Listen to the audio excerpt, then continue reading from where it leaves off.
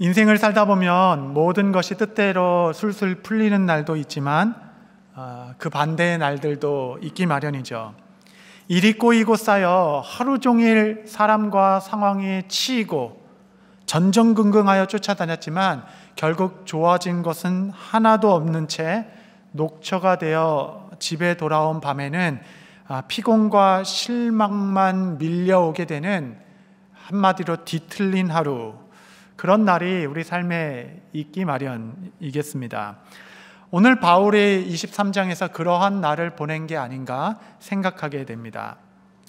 바울의 시민권을 확인한 천부장은 날이 밝자 유대인의 공의회를 소집하게 됩니다. 왜냐하면 성난 군중들이 율법을 어겼다라고 이야기하고 있으니 그는 율법이 무엇을 어긴지 알기 못하여 유대인들로 공의회를 소집하여 그 율법에 따라 신문해 보라라는 장을 마련해 준 것이겠습니다. 사도 바울은 그 공의회에 서서 이와 같이 자기 자신을 변호하기 시작했습니다. 23장 1절에 보면 바울이 공회를 주목하여 이르되 여러분 형제들아, 오늘까지 나는 범사의 양심을 따라 하나님을 섬겼노라 하거늘. 형제들이여, 나는 오늘까지 모든 일에 양심을 따라 하나님을 섬겼노라. 여러분, 이게 아주 멋진 고백입니다. 우리 개혁주의 교회들은 믿음을 아주 강조하지만 사실 믿음만큼 중요한 것이 바로 성도의 양심입니다. 양심. 왜냐하면 이 양심이 곧 우리의 삶이기 때문에 그러하겠습니다. 여러분, 하나님께서 창조 시에 우리에게 주신 그 양심이란 우리의 순수한 동기이고 나를 지켜주는 방패가 되며 회개의 시작이 되는 것입니다. 불굴의 용기가 피어오르는 터가 되기도 하고 세상을 이기는 담대함도 바로 이 양심에서 피어오르는 것일 것입니다. 이 양심의 소리는 곧 하나님의 음성과도 같습니다. 그래서 로마서에서는 율법이 모르는 이방인들은 이 양심이 너희를 고발하느니라 이렇게 이야기하며 그 누구도 핑계댈 수 없다라고 변증하기 시작했습니다. 바울은 그들 앞에서 나는 범사의 양심을 따라 내 하나님을 섬겼습니다. 여러분, 이것은 그냥 믿음으로 바다를 건넜습니다, 산을 옮겼습니다 하는 것만큼의 훌륭한 영적 고백이 되는 것입니다. 디모데전서 1장 19절 말씀해 보시면 믿음과 착한 양심을 가지라. 어떤 이들은 이 양심을 버렸고 그 믿음에 관하여는 파선하였느니라. 믿음과 양심이 결코 분리되는 것이 아닌 것입니다. 함께 가는 것이죠.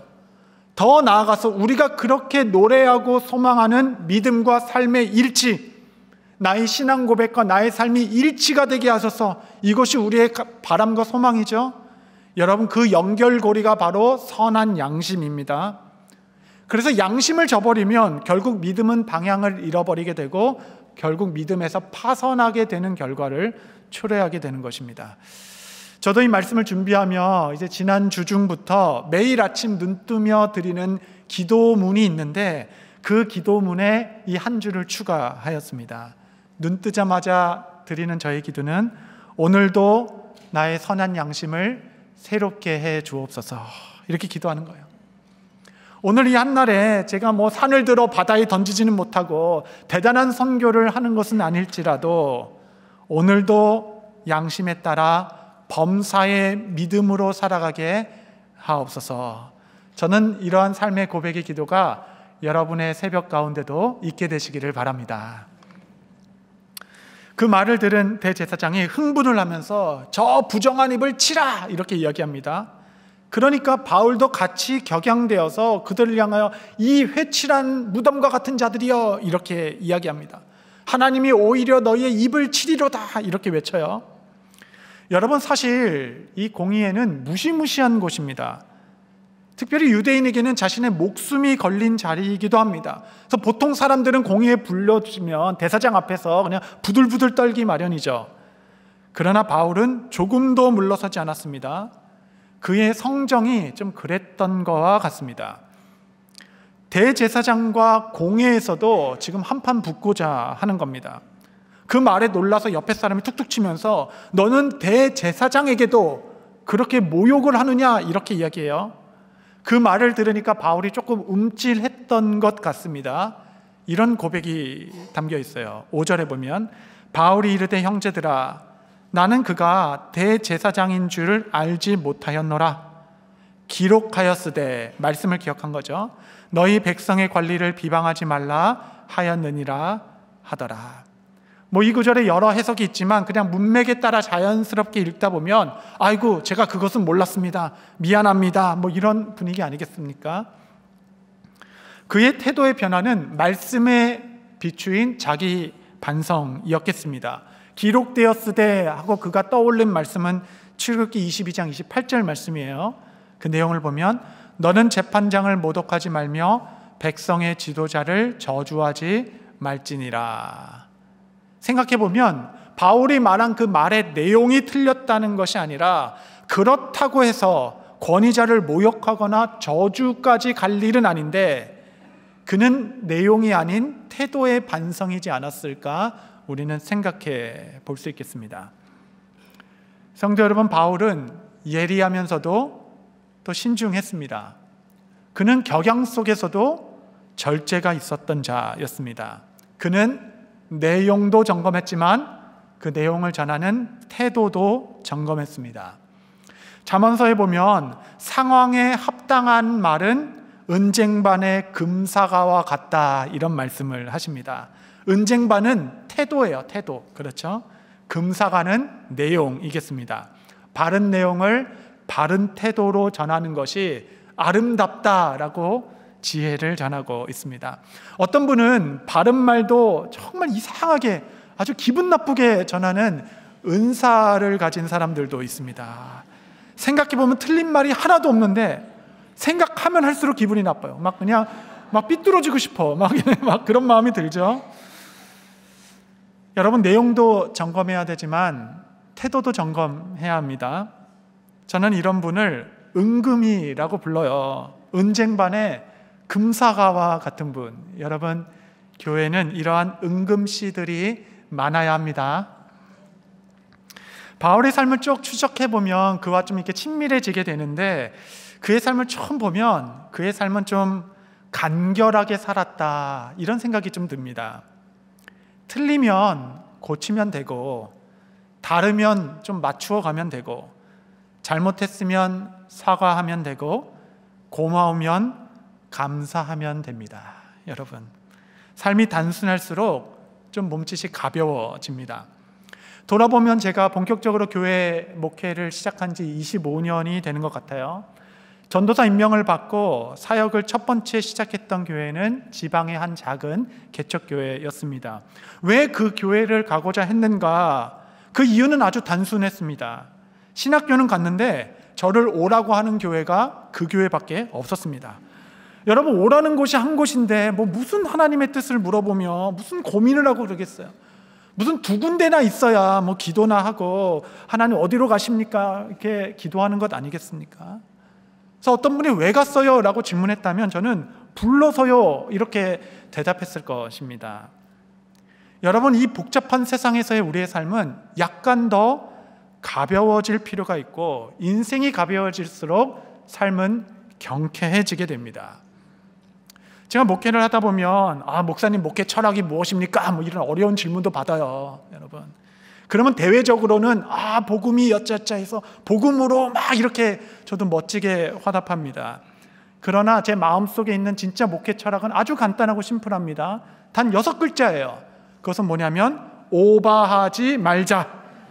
오바하지 말자. 오바하지 말자. 목회는 처음부터 하나님께서 신실하게 해오셨고 앞으로도 하나님께서 신실하게 해오실 것입니다. 다만 조급함에 주님보다 앞서지 말고 믿음이 없어서 그의 보폭을 따라가지 못해 뒤처지지 말자. 주님과의 동행하는 경쾌한 증인으로 사는 것, 그것이 여러분 우리의 부르심 아니겠습니까? 반면에 공회의 분위기는 점점 험악해지기 시작했습니다. 무슨 말을 해도 통하지 않는 지리한 종교 논쟁이 지속되는 중에 바울이 쭉 둘러보니 구성원들 중에 사두개인들도 있고 바리새인들도 있는 것을 알게 되었습니다. 이 두 그룹은 매우 불편한 관계였습니다. 사두개인들이라 하면 사독의 자손들이라는 의미입니다. 제사장 계열의 무리들인데 이들의 특징은 부활을 믿지 않았습니다. 부활을 믿지 않았기에 이 세속의 삶이 젊이고 그러다 보니 이 세상 권력을 추구하는 정치가들이 바로 사두개인들이었습니다. 반면 바리새인들은 하시딤의 자손들, 경건한 자들이었습니다. 영도 믿고 부활도 믿었어요. 그렇기 때문에 그들에게 이 땅에서 중요한 것은 경건과 절제, 율법을 지키는 삶이었습니다. 바울은 이들 가운데 섞여서 지리한 논쟁이 오가는 중에 도무지 대화가 되지 않아요. 한마디 진리를 외칩니다. 23장 6절이에요. 바울이 그 중에 일부는 사두개인이요 다른 일부는 바리새인인 줄 알고 공회에서 외쳐 이르되 여러분 형제들아 나는 바리새인이요 또 바리새인의 아들이라 죽은 자의 소망 곧 부활로 말미암아 내가 신문을 받노라. 나는 부활을 믿고 부활을 외친 것밖에 없습니다 라고 이야기하는 것이에요. 이렇게 외치니 바리새인들이 갑자기 그렇지 부활은 있지 라고 얘기하는 겁니다. 그러니까 사두개인들이 무슨 소리야, 부활이 어딨냐, 영이 어딨냐, 영 본 적 있어? 내가 데려와 봐라, 죽어본 적 있어? 막 이렇게 두 그룹이 격렬하게 다툼이 일어나기 시작하는 것입니다. 7절 8절 보니 그 말을 한즉 바리새인과 사두개인 사이에 다툼이 생겨 무리가 나뉘어지니 이는 사두개인은 부활도 없고 천사도 없고 영도 없다 하고 바리새인은 다 있다 함이라. 신념과 신념이 부딪히니 이 싸움엔 이제 더 이상 뒤가 없는 겁니다. 그날의 공의에 큰 다툼이 일어나기 시작했어요. 여러분 너무나도 흥미롭죠? 하나님은 악인의 손에 의하여 악인들이 무너지게 하시는 겁니다. 악인들의 종말은 두 가지일 뿐입니다. 스스로 자고하여 무너지거나 아니면 또 다른 불의에 의하여 그의 불의함이 무너지게 되거나. 여러분 이 과정에서 사도 바울은 딱 한마디 말을 외쳤습니다. 그 말은 진리였어요. 나는 부활을 믿는다. 나는 부활을 믿노라. 그 소망을 전했습니다. 이 진리의 한 줄기의 말씀이 악인들이 서로 분쟁하여 무너지게 만드는 것입니다. 여러분 진리는 그만큼 힘이 있는 것이죠. 자기네들끼리 나눠서 싸우다 보니 이상한 구도가 형성되기 시작하는 겁니다. 9절에 보니 크게 떠들새 바리새인 편에서 몇 서기관이 일어나 다투어 이르되 우리가 이 사람을 보니 악한 것이 없도다. 혹 영이나 혹 천사가 그에게 말하였으면 어찌하겠느냐 하여. 갑자기 바리새인들이 서로 싸우다가 바울을 향하여 바울 무죄 이렇게 외친 거예요. 영이 시킨 일이면 어떡하냐.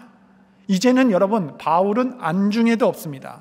그 공회는 난장판이 되어 더 이상 바울의 죄는 묻지도 못하고 흐지부지하게 끝나게 된 것입니다.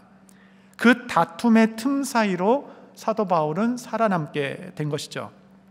성도 여러분, 이 복잡다단한 세상을 보며 이 뉴스를 보시면 답답하시죠. 그러나 여러분 너무 걱정하진 마십시오. 악과 악은 공존하지 못하고 이내 무너지게 되어 있습니다. 사탄이 절대 할 수 없는 것이 있어요. 그것은 연합과 하나됨을 이루는 것입니다. 왜냐하면 그들의 본질은 교만하기 때문에 그런 것이에요. 여러분 악에 의해서 또 다른 악이 무너지는 것이 인류의 반복된 역사 아니겠습니까? 그 격렬한 틈 사이로 하나님의 구원, 구속의 역사는 계속적으로 전진해 왔고 앞으로도 실수 없이 무너짐 없이 구속의 역사는 진행되어 갈 것이에요. 여러분 이 소모적 논쟁은 하루 종일 지리하게 진행되었습니다. 바울은 이리 끌려다니고 저리 끌려다니고 천부장이 이러다 바울이 찢기겠다 이런 생각이 들어 그를 다시 영내로 들이게 되었습니다. 바울은 긴 하루를 보냈습니다. 그는 이미 녹초가 된 채 감옥에 갇혀 있습니다. 여러 가지 마음이 들었을 것이에요. 어떻게 민족 최고 지도자들이라고 말하는 수준이 이러한가? 일정의 자괴감도 들었을 것이고 자기 자신에 대한 실망과 허무도 있었을 것이고 정말 주님이 원하시는 것이 무엇입니까? 정말 이 세상은 변할 수 있단 말입니까?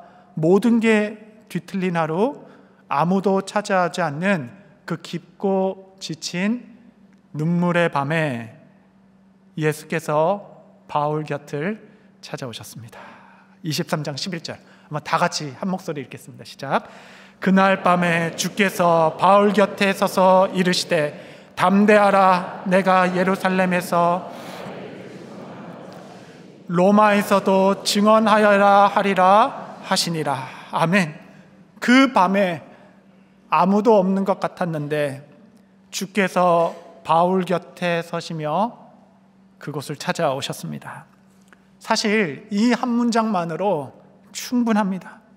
내가 홀로 눈물 흘리는 그 외롭고 깊은 밤에 나를 찾아오셔서 내 곁에 서주시는 주님. 주께서는 그 밤에 그를 어루만지시사 너는 담대하라, 담대하라. 헬라어로는 타르세이. 여러분, 옛날 성경에는 예수님의 말씀만 빨간색으로 기록되어 있었습니다. 사도행전 23장은 다 검은색 말들이에요. 지루한 정치 싸움판의 말들이었습니다. 정죄와 원망과 시비들로 난무하는 검은색 말씀이 가득한 가운데 딱 한 줄 11절만 예수님의 말씀으로 빨간색으로 되어 있는 것입니다. 그 말씀은 타르세이, 너는 담대하라. 이거는 신약성경에 7번만 나오는데 모두 예수님의 말씀이셨어요. 대부분의 번역은 안심하라, 힘을 내라, 이렇게 번역된 말씀이었습니다. 예수님께서는 풍랑 속에 배가 침몰할까 전전긍긍하고 공포에 빠져있던 제자들을 물 위로 걸어오셔서 내니 안심하라, 타르세이, 괜찮아, 너의 인생은 파손되지 않을 거야, 너는 여기서 침몰되지 않아, 너는 담대하라, 너는 안심하라. 또한 12년 동안 혈류병으로 끙끙 앓던 여인, 그 간절함 속에서 예수님은 그 여인을 보시며 너는 안심하라. 여러분, 7번 모두 이 말씀은 명령형이었어요. 위로가 아니라 왕의 명령이었습니다. 너는 담대하라. 요한복음 16장 33절 보시면 세상에서는 너희가 환난을 당하라, 담대하라, 내가 세상을 이기었노라. 할렐루야.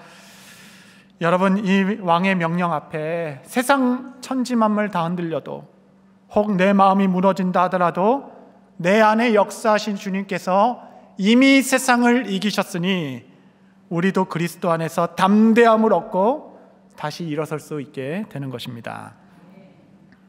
이 말씀을 하신 이후에 주님께서는 너가 예루살렘에서 나의 증언자가 된 것 같이 로마에서도 증언하여야 하리라 말씀해 주셨습니다. 저는 이 말씀이 너무너무 좋아요. 이 말씀을 두 단어로 요약하면 딱 이겁니다. 지금처럼, 여기서 증언한 것처럼 로마까지, 로마에서도, 지금처럼 로마까지. 여러분, 이 말씀 안에는 주님의 격려가 담겨져 있는 겁니다. 바울아, 너 지금 잘하고 있어. 여기까지 순종해서 걸어오는 것, 그 환한 성난 회중을 앞에서 그리스도를 전파하는 것, 너 잘하고 있다. 오늘 이렇게 한 것처럼 로마까지 가서 증인이 되어야 해. 사랑하는 내 딸아, 너 너무 잘하고 있어. 그 믿음의 싸움, 그 질병과의 힘겨운 분투, 신분과의 오랜 기다림. 여러분, 기다림은 전쟁입니다. 자녀와 남편의 갈등 속에서 믿음을 지키려고 아둥바둥 버티며 선한 싸움을 싸우고 있는 내 사랑하는 자녀들, 너희 잘하고 있다. 내가 너를 기뻐한다. 지금처럼 이라는 말 안에는 예수님의 격려가 담아있는 것 아니겠어요? 뿐만 아니라 이 말씀 안에는 예수님의 보호가 담겨져 있는 것입니다. 너는 로마까지 가게 될 것이야. 로마란 바울이 2차 전도여행 때 그가 주님으로부터 받은 꿈이었어요. 그의 삶의 땅끝이었습니다. 그는 꿈이 있었습니다. 그러나 현재 감옥에 갇혀 있는 상태이죠. 간수의 허락 없으면 한 발자국도 나가지 못하는데 어떻게 로마까지 간단 말입니까? 지금 내가 내일 죽을 수 있는 상황 속에서 주님은 그날 그에게 로마를 말씀해 주셨습니다. 나는 너의 삶을 인도할 것이야. 너는 내가 지킬 것이다. 예전에 내게 심어주었던 그 꿈, 그거 내가 이루게 해줄 것이다. 그 꿈은 너의 꿈이 아니라 나의 꿈이야. 너가 묶여서 스스로 아무것도 할 수 없는 이 지금, 오히려 완전하신 하나님의 인도하심을 보게 될 것이다. 여러분, 주님은 늘 새 일을 말씀하십니다. 내 인생길이 이곳에서 끝날 것 같은데 아니다. 너는 더 나아가야 할 곳이 있다라고 말씀하시는 것이에요. 여러분이 여러분 인생에서 도대체 어디까지 보고 싶으십니까?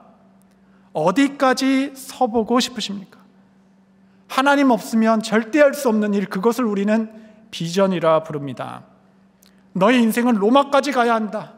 이 실망과 좌절의 감옥 속에서의 밤이 너의 인생의 종착지가 아니다 라고 말씀하시는 겁니다.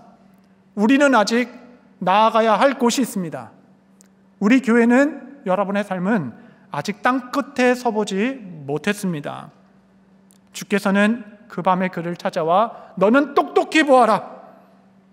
너는 내가 지키고 너의 길은 내가 인도한다. 그래서 세 단어를 말씀하신 거 아니겠어요? 안심하라, 지금처럼, 로마까지. 그리고 그 다음 날이 밝았을 때 정말 기가 막힌 일들이 일어납니다. 우리 교회 드라마 작가도 계신데, 드라마 작가도 이렇게 쓰면 제가 말릴 것 같아요. 시청률 안 나옵니다. 이게 어떻게 이런 일이 있을 수 있어요? 영화 같은 일들이 일어납니다.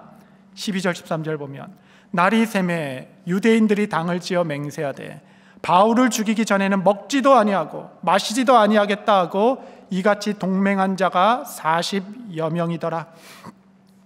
40명의 비밀 결사대가 저주의 맹세를 하는 거예요. 저주의 맹세는 뭐냐면, 이대로 행하지 않으면 그 저주가 다 나한테 올 것입니다 라는 무시무시한 맹세입니다.